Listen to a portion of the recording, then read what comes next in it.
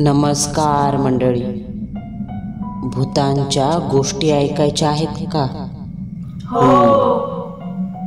मग चला माझ्यासोबत. कुठे? भूतांच्या जगात. इतर यूट्यूब चॅनेलसाठी सूचना. आपल्या भूतांच्या जगात या चॅनेलवर प्रकाशित होणाऱ्या सत्य अनुभवांचे कॉपीराईट चॅनेलकडे असून कोणत्याही हिंदी अथवा मराठी चॅनलने विना परवानगी येथील सत्य अनुभव त्यांच्या चॅनेलवर प्रकाशित करू नये.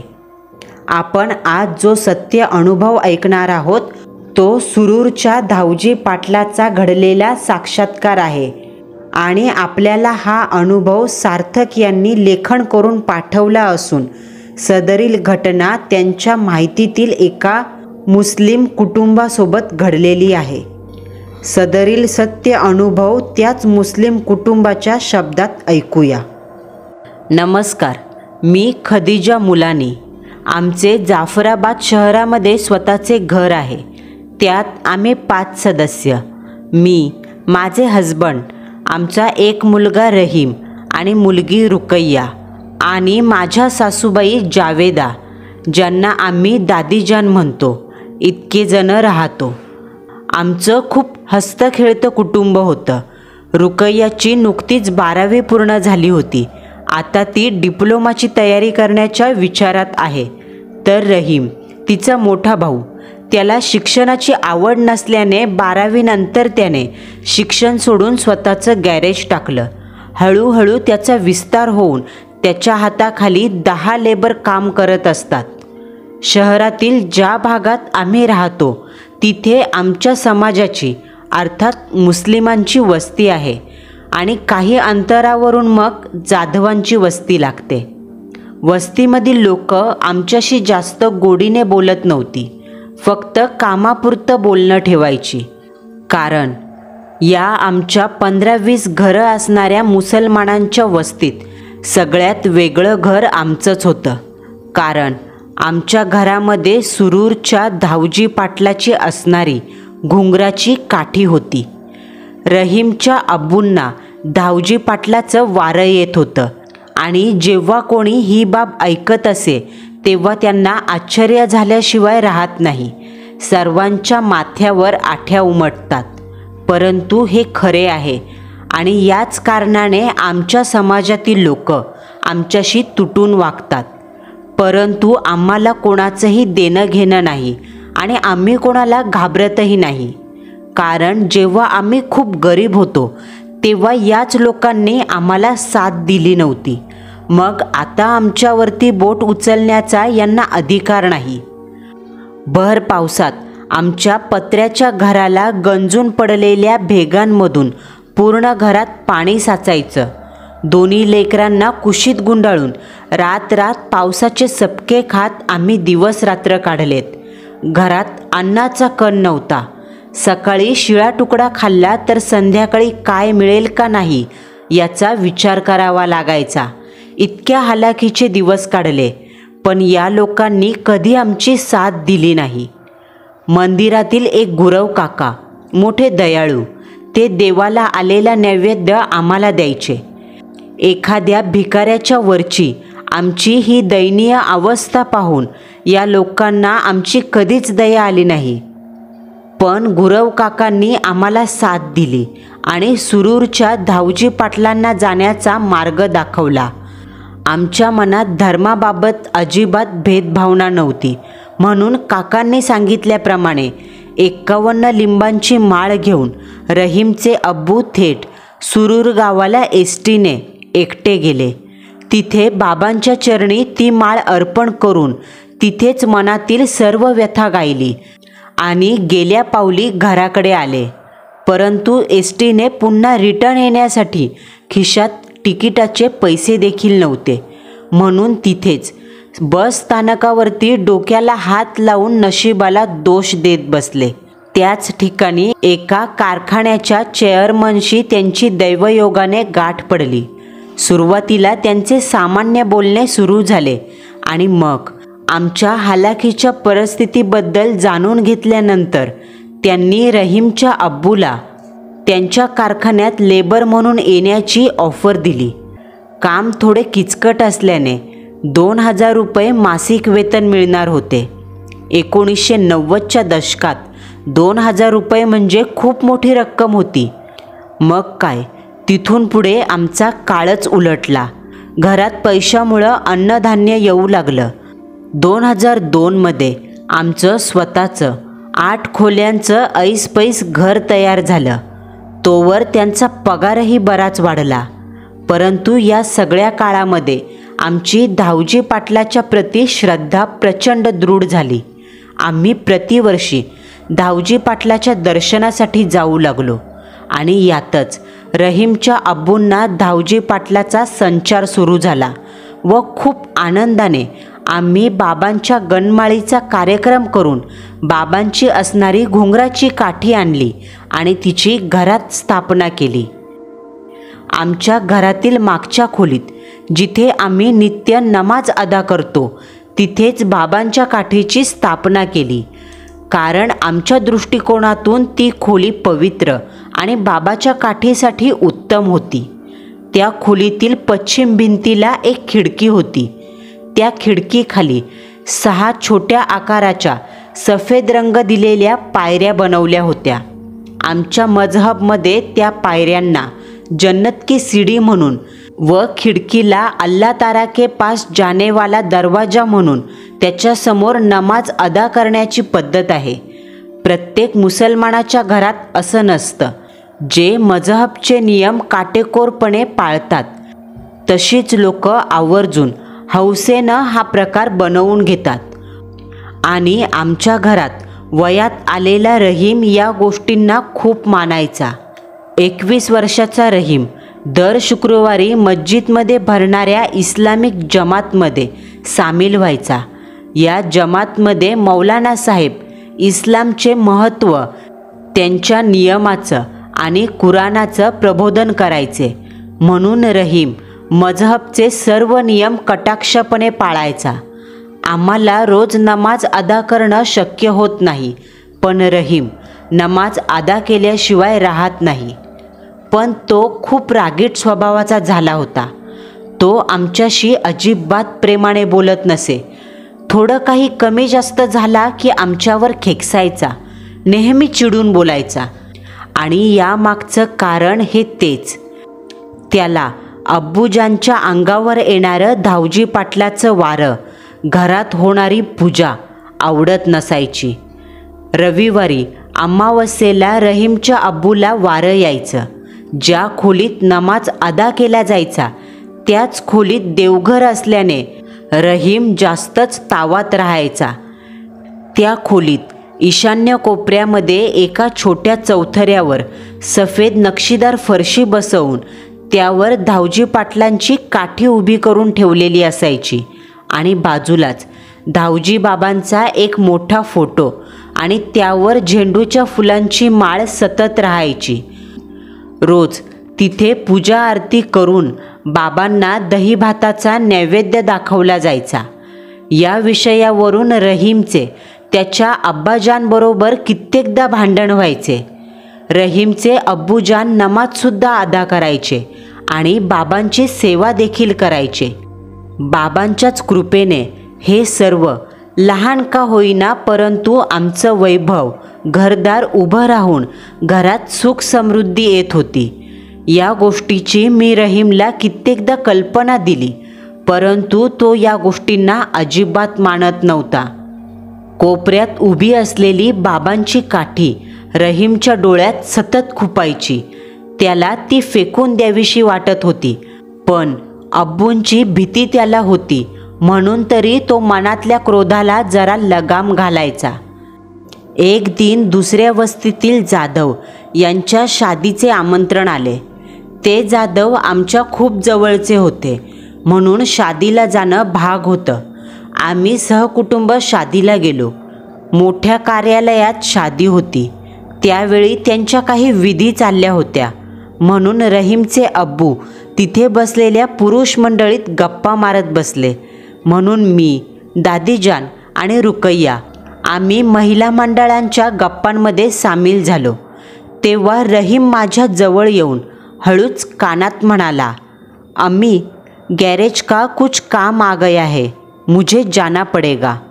मी म्हणाले, अरे लेकिन बीच शादी में से कैसे जाओगे, कैसा लगेगा. रहीम मेरी बात बीच में तोड़ते हुए बोला, अम्मी, काम ज़रूरी है और वैसे भी जादव साहब से मेरी मुलाकात हो गई, कोई प्रॉब्लम नहीं होगा, ठीक है. ऐसा बोलकर वो चला गया. काही वेळात संध्याकाळचे 6 वाजले. लग्न समारंभ पार पडला आणि सगळी आपापल्या घरी रवाना होऊ लागली. सूर्यप्रकाश अंधुक होऊन हलक्या पसरत चाललेल्या अंधारात मावळत्या सूर्याची तांबूस किरणं पसरत होती. लग्न शहरातच होते म्हणून पायी चालत गेलो होतो. आम्ही घराजवळ येताच आमच्या घराजवळ काही लोक जमली होती म्हणून आम्ही लगबगीने झपाझप पावले टाकत घराच्या दिशेने धावलो. तर तिथे रहीम घराभोवती असलेल्या कंपाऊंडच्या आतल्या बाजूने भिंतीला धडकून पडल्यासारखा खेटून बसला होता. त्याच्या डोक्याच्या मागच्या बाजूतून भिंतीवर आदळल्याने रक्ताची धार लागली होती. रहीम बेशुद्ध अवस्थेत निपचित पडला होता. जमलेली लोक सांगत होती, हा एकाएकी जोरात ओरडलेला आवाज आला म्हणून आम्ही सर्वजण जमा झालो तर हा इथे पडलेला दिसला. ताबडतोब रहीमला गाडीत टाकून शहरातील हॉस्पिटलमध्ये नेण्यात आलं. डोक्यावरती जखमेला मलमपट्टी करून रहीम व त्याचे अब्बू रात्री 1च्या दरम्यान घरी परत आले आणि भिंतीला पाठ टेकून बसले. मी, ते, रुकैया, दादीजान खाली बसलो होतो. घरात स्मशान शांतता होती. कोणी काहीच बोलत नव्हतं. सर्वच मौन होते. तेव्हा मीच रहीमला म्हणाले, बेटा रहीम, क्या हुआ, कुछ तो बताओ, इतनी चोट कैसे लगी, किसी से हाथापाई तो नहीं हुई ना. दादीजान देखील म्हणाल्या, बेटा तुम्हारा दर्द जायज़ है, लेकिन क्या हुआ था, गैरेज के लिए निकले थे ना, और ये सब क्या हो गया. पण रहीम तोंडातून एक शब्दही न उचकटता बेडवर गुडघ्यात डोकं घालून आमच्याकडे रागाच्या तीव्र नजरेने घोरत होता. दात ओठ खात मोठ्याने श्वास घेत गप्प बसला होता. तेवढ्यात उभे राहत त्याचे अब्बू रागाने उठले आणि दात ओठ खात मोठ्याने म्हणाले, अरे थोबाड शिवलंय का तुझं, खाता पिता काय रोग झालाय तुला, अरे दात खिळी बसली का, बोल क्या हुआ था. त्यांनी एवढा आरडाओरडा करून सुद्धा रहीम तसाच गप्प बसला. त्याच्या चेहऱ्यावर मात्र एक बारीकसं परंतु भयावह स्मित उमटलं. रहीमचे हे वर्तन पाहून चेहऱ्यावर वैतागलेलं चिन्ह घेऊन रहीमचे अब्बू बोटं मोडत मागच्या खोलीत म्हणजे देवघरात गेले आणि काही क्षणात खदिजा बेगम अशी हुकमी स्वरातील रहीमच्या अब्बूची आरोळी ऐकू आली. तशा आम्ही तिघी ताडकन उठून देवघराकडे धावलो तर देवघराच्या दारात रहीमचे अब्बू चेहऱ्यावर विस्मय आणि क्रोधाचे मिश्र भाव घेऊन उभे होते. आम्ही खोलीत पाहिलं. पूजेचं सर्व साहित्य विस्कटलं होतं. धावजी बाबांचा फोटो जमिनीवर पडलेल्या अवस्थेत होता. फोटोची काच फुटून तिचे तुकडे खोलीभर पसरले होते आणि बाबांची घुंगराची काठी जागेवर नव्हती. बाबांच्या फोटोची ही अवस्था आणि काठी जागेवर न पाहताच अब्बूच्या छातीत चमक भरली व ते दोन्ही हाताने छातीत चोळत मटकन खाली बसले. आणि तोच तिकडून रहीमच्या खोलीतून विद्रूप हसण्याचा आवाज येऊ लागला. कसे बसे रहीमचे अब्बू उठून उभे राहिले आणि चिडून म्हणाले, या शैतानाने केलंय सगळं, आता भोगू दे त्याला या कर्माची फळं. असं म्हणून रहीमचे अब्बू त्याच्या खोलीत दन दन पावले टाकत निघून गेले. मी रुकैयाला देवघर साफ करायला सांगितलं आणि रहीमपाशी जाऊन बसले. दादीजान रहीमच्या डोक्यावरून हात फिरवत शांत स्वरात म्हणाल्या, बेटा, असं का केलंस तू? तुझा अब्बू किती वैतागलाय पाहिलंस ना तू? कशाला केलंस हे? हे करून काय भेटलं तुला? कोणी कितीही बोललं तरी रहीम मात्र हो का चू करत नव्हता. तेवढ्यात मी त्याची आवडती बिर्याणी त्याला ताट वाढून आणली आणि हाताने घास भरवून मायेने म्हणाले, घे बेटा, तुला आवडते ना बिर्याणी? पण खाणं तर दूर, त्याने साधं तोंडसुद्धा उघडलं नाही. उलट रागाने दात ओठ खात होता, जणू मी त्याची शत्रू आहे. मी दादीजानसोबत बाहेर आले आणि त्यांच्याच खांद्यावर डोकं ठेवून रडू लागले. काय झालं पोराला एकाएकी? कुछ समज नहीं आ रहा. तेव्हा दादीजान मला दिलासा देत म्हणाली, खदीजा, अगं झालेल्या दुखापतीमुळं खाऊ पिऊ वाटत नसेल, बोलू वाटत नसेल त्याला. उद्या सकाळी निवांत बोलू. अभी उसे आराम करने दे, खुदा उसे शिफा अदा करे. असं म्हणत त्या देखील रडू लागल्या. ती रात्र जैसे तैसे गुजरली. दुसऱ्या दिवशी सकाळी 9 वाजता मी घर कामाला लागले. रहीमसाठी प्रेमाने तांदळाची खिचडी करायला टाकून घर पुसायला घेतलं. तेवढ्यात रहीमचे अब्बू काहीच न बोलता पिशवी घेऊन पाय अदळत कामावर निघून गेले. त्याचवेळी रहीमसाठी दुवा पडून दादीजान देवघरातून बाहेर आल्या. काळजीने चौकशी करत म्हणाल्या, रहीम कैसा है अब? तब मी म्हणाले, पता नाही. रुकैयाला रात्री त्याच्या रूममध्ये लक्ष ठेवायला बसवलं होतं. खिचडी घेऊन तिकडेच जाणार आहे. असं म्हणून पोछा बादलीत पिळून किचनमध्ये जाऊन ताटात खिचडी वाढून घेतली आणि दादीजानसोबत रहीमच्या रूमकडे निघाले. तर रूमच्या जवळ जाताच रहीमच्या बोलण्याचा बारीक आवाज येऊ लागला. जरूर रुकैयासोबत गप्पा मारत असेल. लेकरू कमसे कम बोलायला तर लागलं, असा विचार करून आम्ही खुश होऊन हसत रूममध्ये गेलो. पण रूममध्ये जाताच आतील दृश्य पाहून पुरते हादरलो. रहीम एकटाच जसा होता तसाच गुडघे वर करून बसला होता आणि भिंतीच्या पलीकडच्या कोपऱ्याकडे पाहत घाण घाण शिव्या देत बरळत होता. एकाएकी हाताने अश्लील मुद्रा करून भिंतीकडे इशारे करत दात खायचा. दादीजान हे पाहून प्रचंड घाबरल्या आणि 4 पावले मागे सरकल्या. रूममध्ये रुकैया नव्हती म्हणून मी रुकैया अशी हाक मारली तर ती तिच्या रूममधून काय झालं अम्मीजान असं म्हणत धडपडत बाहेर आली. मी म्हणाले, तुला रहीमच्या देखभालीसाठी बसवलं होतं ना, मग तू तिकडे काय करत होतीस? यावर रुकैया डोळे विस्पारत अडखळत सांगू लागली, अम्मीजान, राती तू मला भाईपाशी बसवून गेली खरी, पण मला झपकी लागली. फिर रात के 2-2:30 बजे अचानक भाईजान हसायला लागला. मी तशी दचकून उठले तर भाईजान तसाच बसून होता आणि कोपऱ्यात पाहत शिव्या देत होता. मी बहुत घाबरले आणि भाईजानला काय होतंय असं विचारलं तर त्याने माझ्याकडे एक नजर टाकत तोंडावरती बोट ठेवून श्श असं करत इथून निघून जायचा इशारा केला आणि त्याचवेळी रूममध्ये घुंगरांचा प्रचंड आवाज घुमू लागला. मी थरथर कापू लागले आणि कानात बोटं घालून या अल्ला करत थेट माझ्या रूममध्ये गेले. मला रातभर झोपही लागेना. कसा बसा आत्ता नुकता डोळा लागला आणि तू हाक मारलीस. हे सब ऐकून माझी तर मतीच गुंग झाली. ये सब क्या हो रहा है, कुछ समझ नहीं आ रहा था. मी धाडस करत रहीमच्या शेजारी जाऊन बसले आणि बेटा ले खिचडी खाले असं म्हणून त्याच्या पुढ्यात खिचडीची प्लेट ठेवली.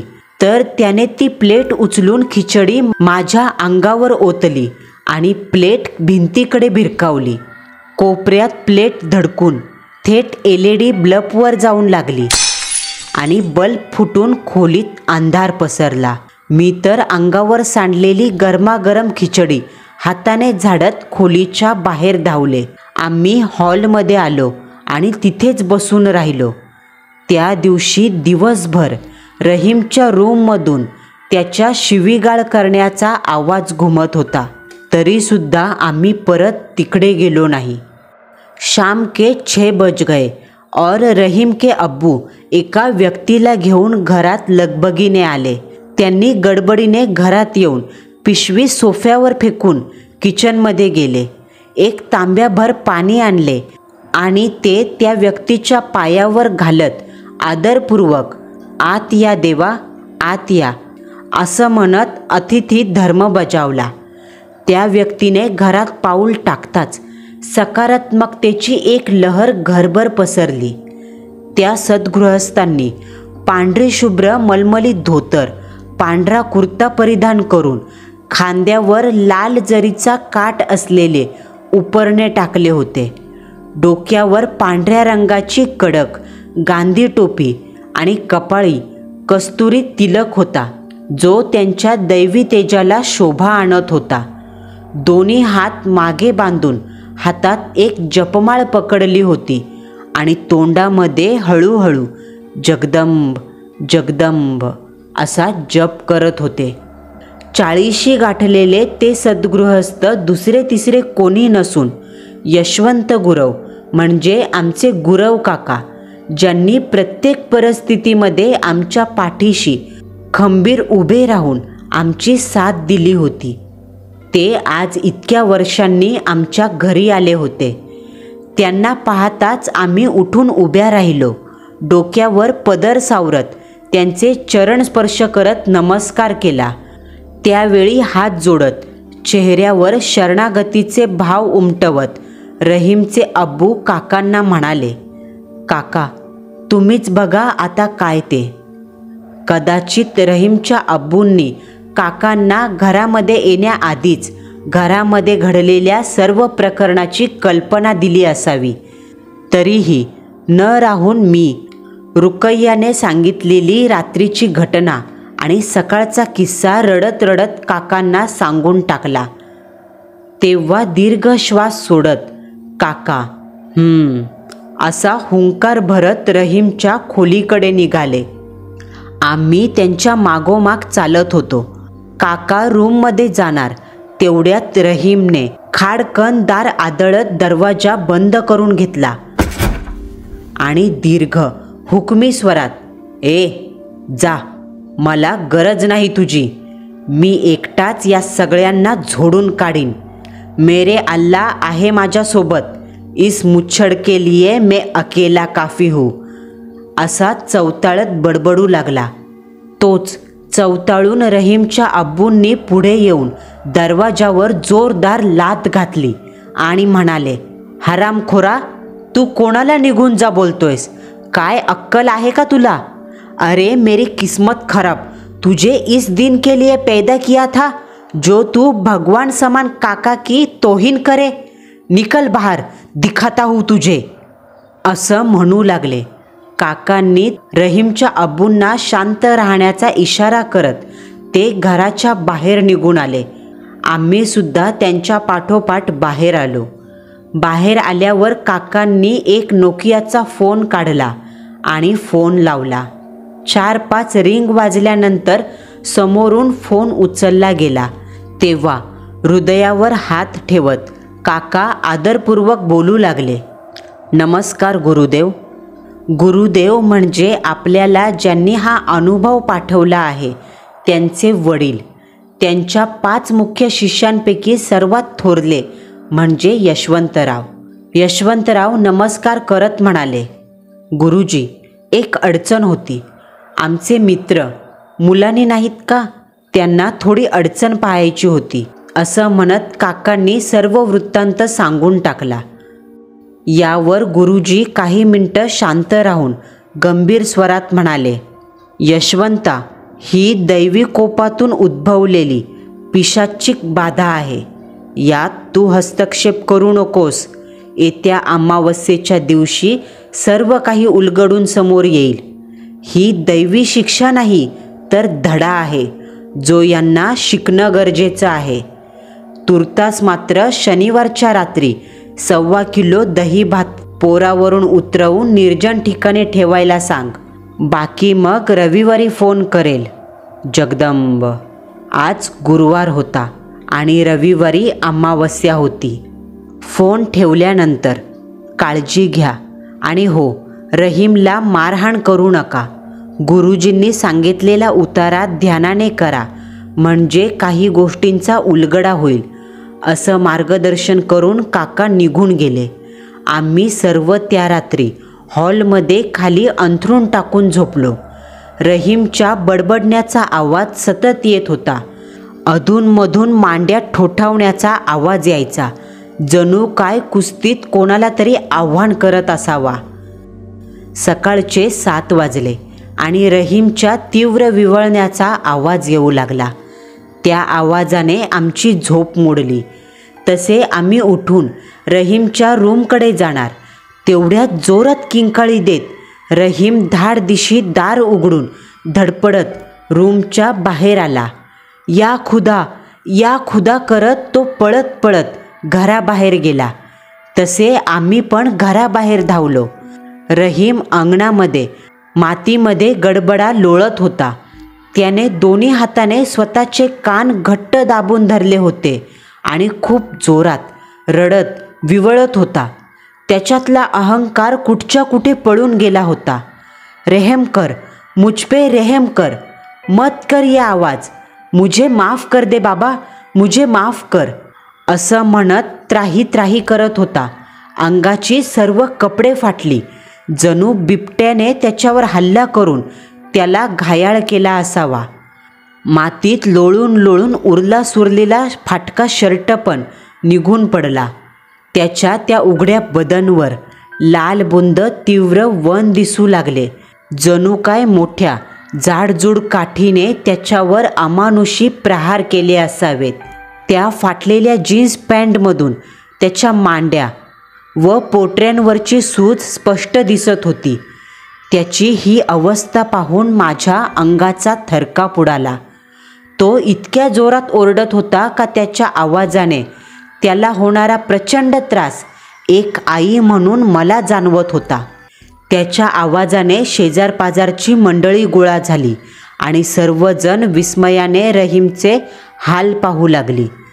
त्यातील एक वयोवृद्ध अब्दुल चाचा समोर आले. तोंडाला हात लावत आश्चर्याने म्हणाले, मोहम्मद, लगता है तेरे लड़के को शैतान ने लपेट लिया है. इसे वर्ची वाड़ी के सैलाने बाबा के दरगाह ले जा, नहीं तो ये जिंदा नहीं बच पाएगा. पुत्र मोहापुढे कोणाचं काय चालणार. आम्ही रहीमला मातीतून उठवलं. कसे बसे ढंगचे कपडे घालून त्याला गाडीत बसवून आम्ही वरच्या वाडीला असणाऱ्या सैलानी बाबाच्या दर्ग्याकडे निघालो. 1.5-2 तासाच्या प्रवासानंतर आमची गाडी दर्ग्याच्या पार्किंग सेंटरमध्ये थांबली. आम्ही दोघांनी रहीमच्या दोन्ही हाताला पकडून दर्ग्यामध्ये त्याला नेऊ लागलो. दर्ग्याच्या अवतीभोवती बऱ्याच महिला पुरुष अशाच प्रकारे जमिनीवर लोळत होते, ओरडत होते. ही सर्व लोक प्रेतबाधित होती. कारण आम्ही दर्ग्याला अधूनमधून दर्शनाला यायचो, म्हणून इथलं हे वैशिष्ट्य आम्हाला माहीत होतं. रहीमचे अब्बू दर्ग्याच्या इमामला भेटले आणि सर्व काही सांगितलं. काही पैसे देऊन लवकर नंबर लावण्यात आला. आम्ही दर्ग्यामध्ये आलो. समोर सैलानी बाबाची मजार ए पाक होती. त्याच्याच बाजूला 50शी गाठलेले भुरकट दाढीचे पांढरा सदरा घातलेले इमाम साहब हिरवी चादर अंगावर घेऊन लोबांची धुनी पेटवत काहीतरी बडबडत होते. त्यांच्या हातात हिरव्या धाग्याने गुंडाळलेला मोरपंखांचा कुंचा होता. अजून 2-3 मौलाना तिथे आले आणि त्यांनी रहीमला धरून इमाम साहेबाच्या समोर बसवले. अजूनही रहीमने कानावरचा हात काढला नव्हता. तो रडतच होता. मौलानांनी रहीमचा हात धरून कानापासून दूर केला आणि रहीमला लोबांची धुनी देत इमाम साहब तीव्र आवाजात बोलू लागले, बोल, कौन है तू? बोल, अपनी जबान खोल. पण रहीम काहीच बोलत नव्हता. मग इमाम साहेबांनी भिंतीला अडकवलेल्या हिरव्या झोळीतून एक बॉटल बाहेर काढली. त्यातील पाणी हातात घेत म्हणाले, बोल, वरना ये पाक पाणी तुझे जला देगा. तरीही रहीम काहीच बोलत नाही. हे पाहता हातातील पाक पाणी इमामजींनी जोरात रहीमच्या तोंडावर शिंपडलं. त्या क्षणी रहीम मौलानाच्या हाताला हिसका देत, हात सोडवत, रागाने डोळे मोठे करत, तोंडावरील पाणी पुसत, एका हाताने चुटक्या वाजवत, एक शिवी हासडत बोलू लागला, ए, तुला कळतंय का? कोणासमोर बसलायस तू? पाटील, धावजी पाटील म्हणतात मला. माझ्या पुढं यो माकड खेळ करू नको. असं म्हणत स्वतःची मांडी ठोकत पुढे बोलू लागला. या कार्ट्यानं पाटलाशी वाकडं घेतलंय. आता निकाल तर लावावाच लागल. 2-3 दिवसात याचा माज उतरवतो का नाही बघच. असं म्हणून रहीम ताडकन उठला आणि तिथून दर्ग्याच्या बाहेर गेला. मी त्याच्या मागे गेले तर रहीमचे अब्बू इमामजीला म्हणाले, अब क्या होगा? तेव्हा इमामजी म्हणाले, उसे घर ले जा, इसमें हम कुछ नहीं कर सकते. ये बात शैतान की होती तो कुछ कर पाते, लेकिन ये बात शैतान की नहीं, कुछ और है. जाओ, अल्लाह तुम्हें खैरियत बक्षे. इकडे रहीम मांड्या ठोठवत स्वतःच्या कवळ्या मिसरुडावर ताव मारत दर्ग्याच्या बाहेर आला आणि चालता चालता एकाएकी गुडघ्यावर पडून पुन्हा रडू लागला. कानावर हात ठेवत विवळू लागला. त्याच्या अब्बूने आणि मी त्याला गाडीत बसवून घराकडे निघालो. जाताना गाडीमध्ये सुद्धा त्याची तीच अवस्था होती. घरी येताच गाडीतून उतरून पळत जाऊन हॉलमधल्या एका कोपऱ्यात शिरून रहीम रडू लागला. कानात बोटे घालून त्रासलेल्या स्वरात एकसारखा विवळत होता. त्याचा गोरापान चेहरा लाल भडक होऊन अंग घामाने न्हाऊन निघालं होतं. आता फक्त उद्याची म्हणजे शनिवारच्या रात्रीची वाट पाहत बसणे एवढा एकच पर्याय आमच्याकडे शिल्लक होता. कारण त्या रात्री गुरुजींनी सांगितलेला उतारा करायचा होता. तेव्हा कुठे मार्ग मिळणार होता. दर्ग्यावरून दुपारच्या 4 वाजता आम्ही घरी आलो. आम्ही हॉलमध्येच रहीमकडे पाहत बसलो होतो. त्याची ही दुरावस्था पाहण्याशिवाय आमच्या हातात काहीच नव्हतं. संध्याकाळचा स्वयंपाक देखील केला नाही. कोणाला जेवणाची इच्छासुद्धा नव्हती. दादीजान आणि मी तर सलग रडत होतो. रहीमचे अब्बू डोक्याला हात लावून दारात बसले होते. ती रात्र तशीच काढली. दुसऱ्या दिवशी शनिवारचा दिवसही तसाच काढला आणि शनिवारी संध्याकाळी 7 वाजताच रहीमचे अब्बू उभे राहिले आणि म्हणाले, उठ, भात बनवायचा आहे, टाक लवकर, भात शिजायला उशीर लागेल, टाईम होत आलाय, उरक. असं म्हणून ते घराबाहेर गेले. मी भात शिजायला टाकला. रात्री 9 वाजता रहीमचे अब्बू परत घरी आले.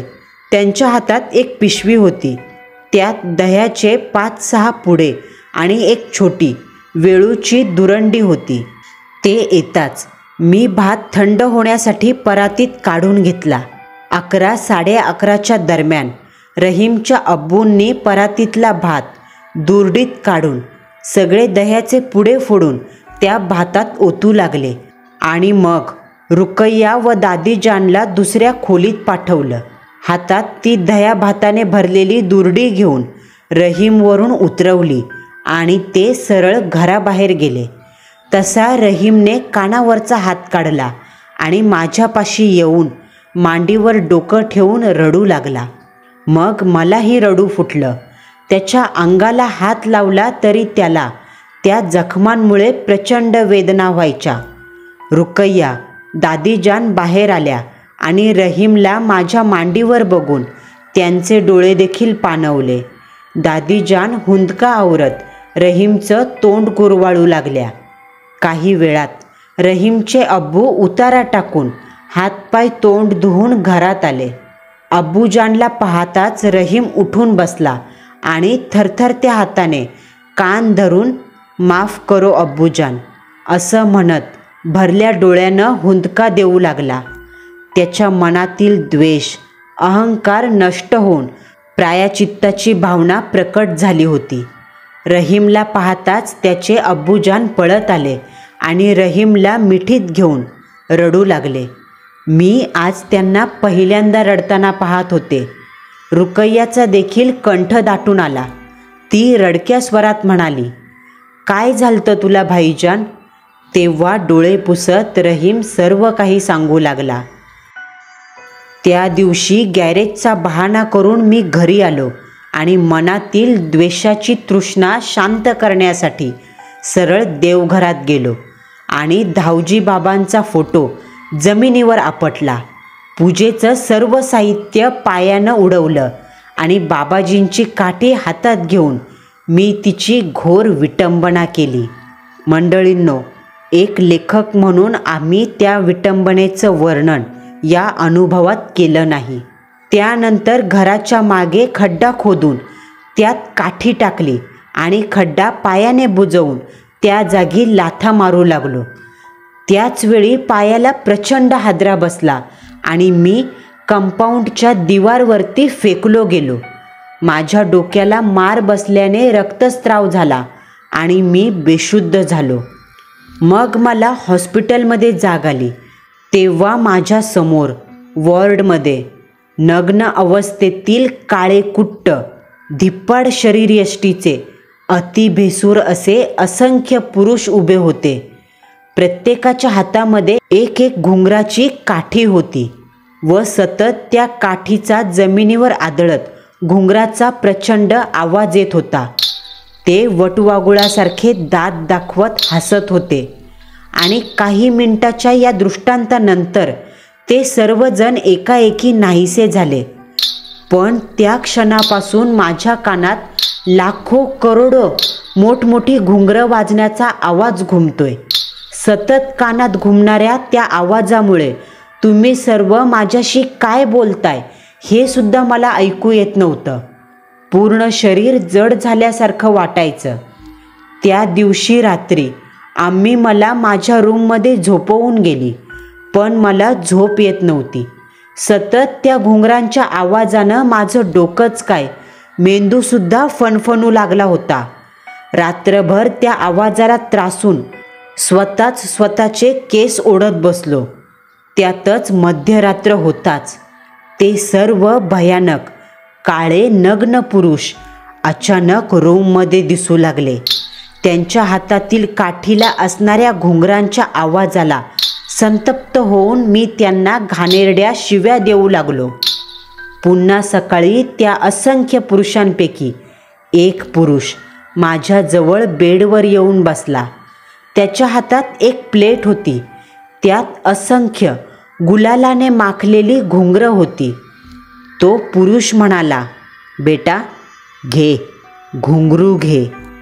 रात्रीही तो पुरुष ताटात घुंगरू घेऊन आला होता आणि त्यातील घुंगरू हातात घेऊन म्हणायचा, घे बेटा, तुला घुंगरू आवडतं ना, मग घे. पण मी तेव्हा गप्पच राहिलो.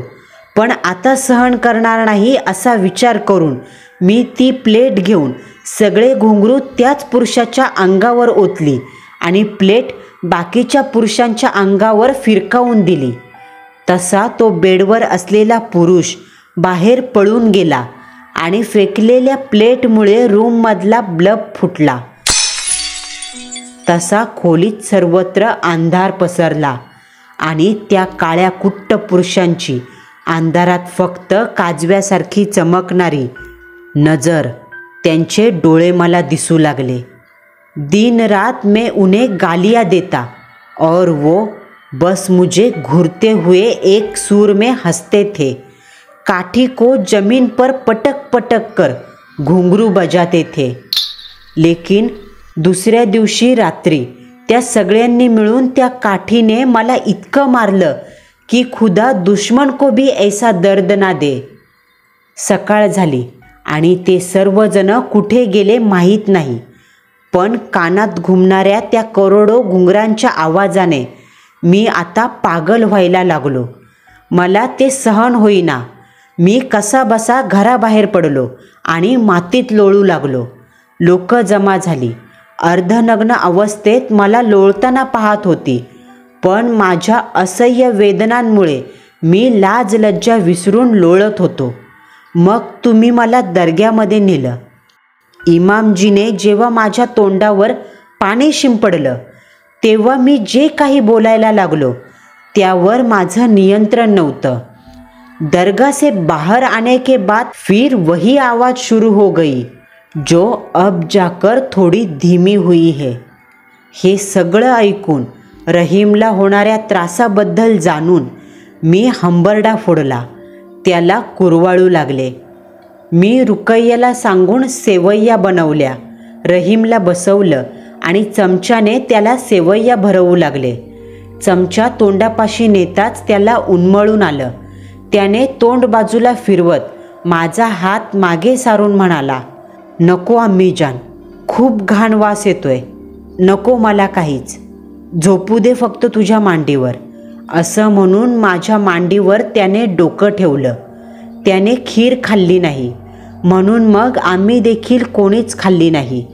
मी तशीच रहीमच्या केसात हात फिरवत भिंतीला पाठ टेकून डोळे झाकले। रहीमचे अब्बू सोफ्यावर पडले। रुकय्या दादीजानच्या मांडीवर डोकं ठेवून झोपली। उद्या काय होणार होतं याची आम्हाला जराशीही कल्पना नव्हती। पहाटे 5च्या दरम्यान मांडीवर झोपलेल्या रहीमच्या बारीक विवळण्याच्या आवाजाने आम्हाला जाग आली। त्याच्या विवळण्याची गती वाढू लागली आणि तो तसाच मांडीवर लोटांगण घेत फरशीवर लोळू लागला। कधी स्वतःची केस ओढायचा तर कधी कानात बोटं घालून घसा बसावा इतक्या खरड्या आवाजात विवळायचा। आम्ही मिळून त्याला सोफ्यावर बसवून त्याचे हातपाय चोळू लागलो। त्याला पुन्हा वेदना सुरू झाल्या होत्या। आता काय करावं हेच कळेना। मती हरपल्यासारखी झाली। दुपारी 12च्या दरम्यान गुरव काकांचा फोन आला। तसा आमच्या जीवात जीव आला। लगबगीने फोन उचलला। काका म्हणाले, गुरुजींचं आणि माझं आत्ताच फोनवर बोलणं झालंय। तुमच्यासाठी त्यांचा पुढचा आदेश आलाय। खूप त्रास झाला असेल तुम्हाला, पण आता एक काम करा, रहीमचा शर्ट काढा आणि सुतळीने त्या शर्टाला बांधून गुंडाळून त्याची एक बाहुली तयार करा आणि रहीमचे केस त्यात भरा। त्या बाहुलीच्या छातीवर रहीमचे नाव लिहून ती रहीमच्या 2 व्हीलरला बांधा। बाकी रहीमला एका खोलीत वेगळं ठेवा, त्याच्या जवळ जाऊ नका। रात्री पाटील येतील निकाल लावायला। तुम्ही तोपर्यंत उद्याच सुरूरला जायची तयारी करा आणि मग थेट सुरूरला पोहोचल्यावर मला फोन करा। काकांचं बोलणं जरा कोड्यात होतं, पण रहीमच्या अब्बूला त्यांच्या संगतीमध्ये राहिल्याने सर्व काही समजलं। रहीमचा शर्ट काढून त्यात त्याची केस वगैरे भरून काकांनी सांगितल्याप्रमाणे त्याची बाहुली बनवली। त्या बाहुलीच्या छातीवर रहीमचं नाव लिहून रहीमच्या बाईकच्या हँडेलला ती बांधून ठेवली। रहीमला त्याच्या रूममध्ये ठेवलं आणि आम्ही हॉलमध्ये बसलो। तो सतत रडायचा, ओरडायचा, किंचाळायचा, जे ऐकून माझ्या पोटात गोळा उठायचा। दादीजान चिराग पेटून सतत दुआ पडत होत्या। त्याचे अब्बू देखील सतत धावजी बाबाचे नामस्मरण करून वारंवार त्यांची क्षमा मागत होते। तो अमावस्येचा दिवस होता। त्या दिवशी नियमितप्रमाणे रहीमच्या अब्बूंना धावजी पाटलाचे वारे यायचे, परंतु घरात काठी नसल्यानं वारं खुंटून बसलं। त्यामुळे त्यांना देखील काही शारीरिक त्रास जाणवू लागला. संध्याकाळी 6 वाजल्यापासून रहीमची प्रचंड उलाढाल वाढली. त्याच्या ओरडण्याचा रडण्याचा आवाज तीव्र होऊ लागला. रात्रीच्या 10 वाजता एक प्रचंड मोठी किंकाळी देत रहीम रूमच्या बाहेर पडला आणि सरळ धावत घराबाहेर जाऊन बाईकवर बसला. त्याच्या तोंडात एकच वाक्य होतं, मला नाही जगायचं, नाही सहन होत आता, माफ करो मुझे. असं म्हणत त्याने बाईक स्टार्ट करून फुल स्पीडने शहराबाहेर जाणाऱ्या रस्त्याने गाडी पळवली. तशी क्षणात आमच्या विचारांची तंद्री तुटली. मी, रहीमचे अब्बू 4 व्हीलरमधून रहीमच्या मागोमाग जाऊ लागलो. आम्हाला इथून निघेपर्यंत तो इतक्या दूर गेला का आम्हाला रस्त्यावरती कुठेच नजरेस भरेना. मी खिडकीतून बाहेर इकडे तिकडे पाहत होते, त्याची बाईक कुठे थांबली आहे का, पण कुठेच त्याचा नामोनिशाण पत्ता लागत नव्हता. गोमती नदी पार करून आम्ही खूप दूरवर येऊन पोहोचलो. कित्येक किलोमीटर पुढे येऊन आता गौरा बादशहापूरचा मार्ग धरला. अमावस्येच्या शांत गडद काळोखात मावळलेल्या हायवे रोडवर आमची गाडी वेगानं धावत होती आणि बाहेर मात्र झाडांचा वाळलेल्या पालवीचा सुळसुळाट कानी येत होता. रहीमचा विचार करून अंगाचा थरका फुडायचा. त्याचवेळी पुढे रस्त्यावरती जणू पहाटेचा दिवस उजाडावा असा तांबडा उजेड दिसून आला. जवळ येताच समजलं ती आग होती. रहीमच्या बाईकने मोठा पेट धरला होता. बाईक खाली पडलेल्या अवस्थेत होती आणि तिच्या अवतीभोवती सर्वत्र प्रचंड मोठं जाळं यमदेवतेचं स्वरूप भासवायचं. बाईक पूर्ण अग्निमुखात सामावली होती. हे पाहून माझ्या हृदयाचे ठोके वाढले. आम्ही गाडीतून उतरून पुढे उभे राहिलो आणि रहीम असं नाभीच्या देठापासून ओरडत मी हंबरडा फोडला. त्याच्या अब्बूला देखील रडू आवरेना. पण त्याचवेळी माझी नजर त्या धगधगत्या आगीच्या तांबूस उजेडाने उजळून निघालेल्या रस्त्याच्या साईड पट्टीवरती असलेल्या झुडपामध्ये गेली. तिथे एका झाडाला पाठ लावून रहीम बसला होता. माझी नजर त्याच्यावर पडताच मी तिकडे धावले. माझ्या आवाजाला रहीमने हालचाल करून प्रतिसाद दिला. आम्ही रहीमला गाडीत बसवून थेट घरी आलो. रहीमला पाहताच दादीजान आणि रुकय्याचा जीवात जीव आला. रहीम एकदम व्यवस्थित होता. त्याला कुठे खरचटले, जखम झाली नव्हती. दादीजानने त्याची विचारपूस करत डोक्यावर हात फिरवून बोटं मोडत त्याला कुरवाळू लागल्या. रहीमने आंघोळ केली आणि रात्री आम्ही एकत्र जेवण केले. रहीमने सांगितलं, जेव्हा मला मृत्यूतुल्य त्रास सहन होईना तेव्हा मी बाईक पळवत पागल होऊन फुल स्पीडने अंधाऱ्या रस्त्यावरून धावू लागलो. खूप पुढे जाताच वेगाने धावणारी बाईक स्पीड ब्रेकरला अशी धडकली का बाईकसह मी उंच उडालो आणि त्या क्षणी बांगड्यांच्या खळखळण्याचा आवाज कानावर आला. एका थंडगार हाताने मागच्या बाजूने माझी कॉलर पकडून मला मागच्या मागे खेचलं आणि मी जाऊन झुडपात पडलो. गाडी पुढे रस्त्यावरती आडवी होऊन लांबपर्यंत ठिणग्या काढत घसरत गेली आणि एका क्षणात प्रचंड मोठा पेट धरला. हे सर्व ऐकून मन भरून आलं. रहीम सही सलामत होता. तो आता खातपीत होता. हेच आम्हाला पुष्कळ होतं. दुसऱ्या दिवशी पहाटे आम्ही सहकुटुंब सुरूरला निघालो. मंदिरापाशी गाडी लावताच गुरव काकांना फोन केला. काकांना आमच्या कुशलमंगलची वार्ता ऐकून बरं वाटलं. मग पुढे काय करायचं ते विचारल्यावर त्यांनी तेथील एका भक्ताकडे फोन देण्यास सांगितलं. त्या भक्ताला काकांनी पुढील प्रोसेस समजावून सांगितली. तेव्हा भगत आम्हाला घेऊन धावजी बाबांच्या समाधीच्या मंदिरात गेला आणि आमच्या प्रत्येकाच्या हातात एक एक काळी बाहुली दिली. ती स्वतःवरून उतरवून करणीच्या झाडाखाली फेकायला सांगितली. करणीचे झाड म्हणजे धावजी बाबांच्या भक्तांवरती येणाऱ्या संकटांना, बाध्यांना खुद्द धावजी बाबा बंदिस्त करून ठेवतात. ते झाड म्हणजे करणीचं झाड. ते झाड कुठे होतं हे रहीमच्या अब्बूंना माहीत होतं, कारण त्यांचं सुरूरला सतत येणं जाणं असायचं. आम्ही स्वतःवरून बाहुल्या उतरवून घेतल्या आणि करणीच्या झाडाकडे निघालो. बाबांच्या मंदिराच्या मागच्या बाजूला असलेल्या पार्किंग साईटच्या मागे थोड्या अंतरावरती ते झाड होतं. शांतपणे आम्ही तिथे गेलो. तिथे खूप मोठं झाड, फार शतके जुनं असावं. लिंब, बिब्बे, टाचण्या, काळ्या फडक्यात गुंडाळलेल्या बाहुल्या यांनी ते झाड दिसेनासं झालं होतं. ते झाड लांबून पाहता एका विशालकाय वटवाघुळाप्रमाणे दिसायचं. त्याला पालवीपेक्षाही जास्त उतारे व करणी कोटाळच्या बांधलेल्या बांध्याच होत्या. त्या झाडाखाली आम्ही हातातील बाहुल्या टाकल्या.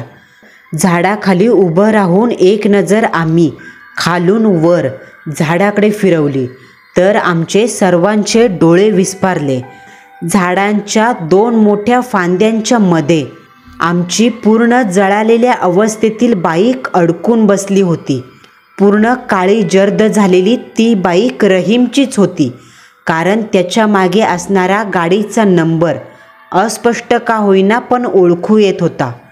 हे सर्व दृश्य पाहता अंगावरती शहारा आला.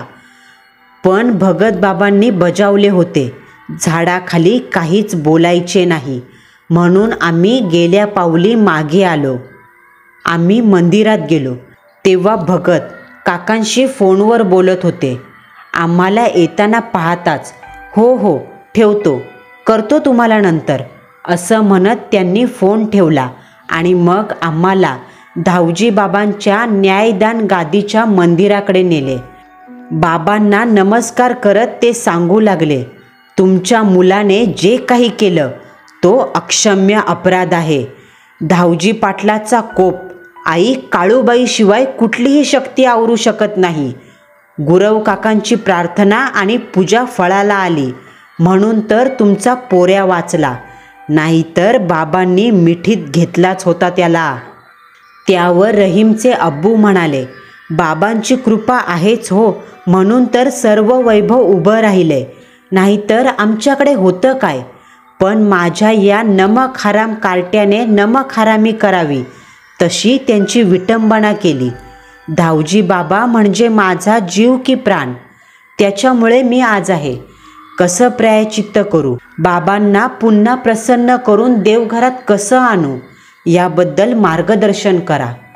तेव्हा भगत बाबा म्हणाले, तुझ्या पोराला बाबाच्या समाधीला स्वतःच्या रक्ताचा टिळा द्यावा लागेल आणि पुरलेली काठी विसर्जित करून पुन्हा गणमाळ करून सर्वप्रथम आई काळूबाईची स्थापना करून तिच्या स्वामित्वाखाली बाबांची स्थापना करणं अनिवार्य आहे.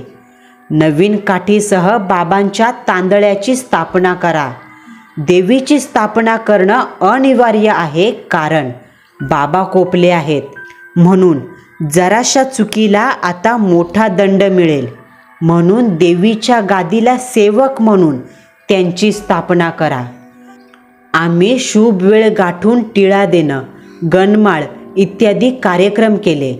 कार्यक्रमात बाबांची काठी कुळाचा कुलदीपक म्हणून रहीमच्या हाती वारसा देत सुपूर्त केली. देवघराचा विस्तार करून ढोल ताशांच्या गजरात धगधगत्या इंगळावरून देवीला आणि बाबांना घरात आणून स्थापन केले. आणि रोज आमच्या मजहबच्या इबादतीसह नित्य पूजा अर्चा केली जाऊ लागली आणि आजही करतोय. आजही दर अमावस्येला आरतीच्या वेळी बाबांच्या काठीला असणारी घुंगरं आपोआप वाजतात आणि बाबांच्या अस्तित्वाचं, अचाट शक्तीच्या सामर्थ्याची साक्ष देतात. या सर्व सत्य अनुभवातून एक गोष्ट मात्र सिद्ध झाली. एका हाकेत धावून येणारा धावजी द्यायला बसला तर चरणात नाही एवढं देतो आणि घ्यायला बसला तर घरावर माती पण शिल्लक ठेवत नाही. बोला सुरूरच्या धावजी पाटलाचं चांग भलं. मंडळींनो, आपला आजचा थरारक अनुभव तुम्हाला कसा वाटला हे कमेंट बॉक्समध्ये कळवायला विसरू नका. पुन्हा भेटू. नवा सत्य अनुभव, नवा थरार.